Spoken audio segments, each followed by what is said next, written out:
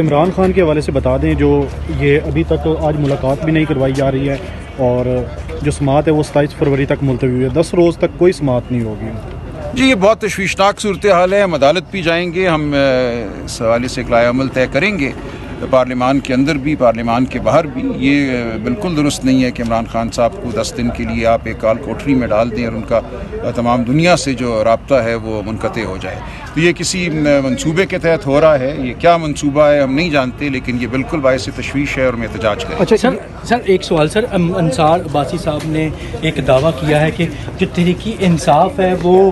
علی امین گنڈا پور کے ذریعے پھر اسٹیبلشمنٹ سے رابطہ شروع کر دیا ہوا ہے، تو آپ کیا کہتے ہیں کہ ایسی آپ کے پاس ہے؟ اچھا سر، رمضان کے بعد جو آپ احتجاج کرنے جا رہے ہیں، کیا آپ سمجھتے ہیں کہ مذاکرات کا جو آپ راؤنڈ چلا رہے تھے وہ مکمل سے مایوس ہو چکے ہیں کہ آپ سمجھتے ہیں کہ اب ہمیں احتجاج سے حاصل کر سکتے ہیں؟ عمران خان صاحب جو کھلے خط لکھ رہے ہیں ان کا یہی مقصد ہے نا کہ وہ نظام کے ضمیر کو جھنجھوڑیں، وہ نظام کو یہ کہہ رہے ہیں جو مقتدر حلقے ہیں، جو نظام پہ غالب قوتیں ہیں، افراد ہیں، کہ اپنے آئینی رول کے مطابق کام کرو، پاکستان کے عوام پہ وہ ظلم اور جبر نہ کرو جو اس وقت پاکستان کی عوام سہ رہی ہے۔ تو یہ گفتگو تو ہوتی رہے گی، اور اگر ایسا ہو جاتا ہے، اگر ہر ادارہ ہر شخص اپنے آئینی رول کے مطابق کام کرتا ہے تو پاکستان فلاح کی جانب آئے گا، کسی احتجاج کی ضرورت نہیں رہے گی۔ لیکن اگر ایسا نہیں ہوتا، یہ گفتگو تو ہم کرتے رہیں گے، یہ مانگ تو ہم کرتے رہیں گے، عمران خان صاحب بھی کرتے رہیں گے، باقی تمام ہم لوگ جو ان کے رفقا ہیں وہ بھی کرتے رہیں گے۔ لیکن اگر ایسا نہیں ہوتا، عدالتوں کو بند کر دیا جاتا ہے، لوگوں کو اغوا کیا جاتا ہے، پارلیمان میں ووٹ کے ذریعے آنے کے راستے کو بند کر دیا جاتا ہے، تو پھر کیا چارہ رہ جاتا ہے؟ تو پھر ہم ظاہر ایک آئینی حق ہے چلنا، ایک آئینی حق ہے آواز بلند کرنا، تو وہ حقوق پھر استعمال ہوں گے۔ اچھا، مولانا صاحب کی جانب سے منی لانڈرنگ کرنے والوں کو ڈیفینڈ کرتے رہ گئے اور اب دوبارہ سے یہ جو ہے اچھا سر، مولانا فضل الرحمان کی جانب سے 3 شرائط رکھی گئی ہیں کہ میں اتحاد کا سربراہ بھی بنوں گا، الیکشن میں بھی آپ کے اتحاد کا حصہ رہوں گا، اور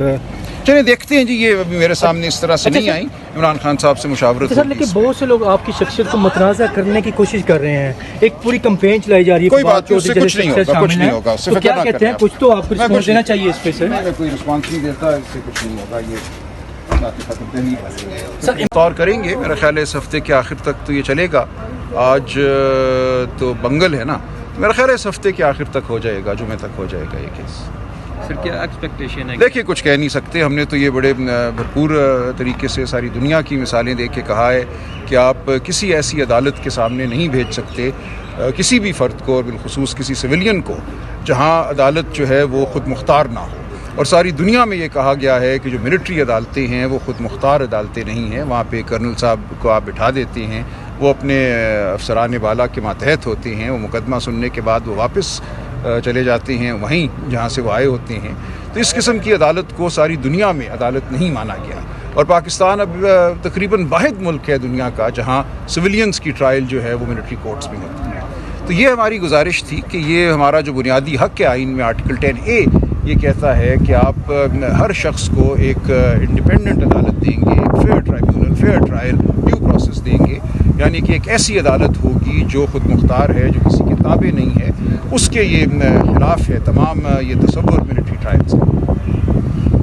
سر آپ نے وہ یوگنڈا کی ایک مثال دی تھی، جی وہاں بھی یہ ہوا، عیدی امین کے زمانے میں ہماری طرح کا ایک قانون وہاں انہوں نے بنایا جہاں سویلینز کو، جن پہ یہ الزام ہو کہ انہوں نے کوئی کسی آرمی افسر کے ساتھ مل کے کوئی سازش کی ہے، ان کو ملٹری کورٹس میں لے جاتے تھے۔ تو اسی ماہ یوگنڈا سپریم کورٹ نے اس شخص کو کالعدم قرار دیا ہے، ان کا چاہے کوئی بھی ہو، اس کی ٹرائل ایک خود مختار عدالت کے سامنے ہوگی، ایک ملٹری عدالت کے سامنے نہیں ہو سکتی۔ یہ ہے چیز ہوتی ہے۔ سلمان کمیلا سر، ایک سوال کا جواب، کیا شیخ افضل مروت صاحب نے یار پلیز یہ بات میں نہیں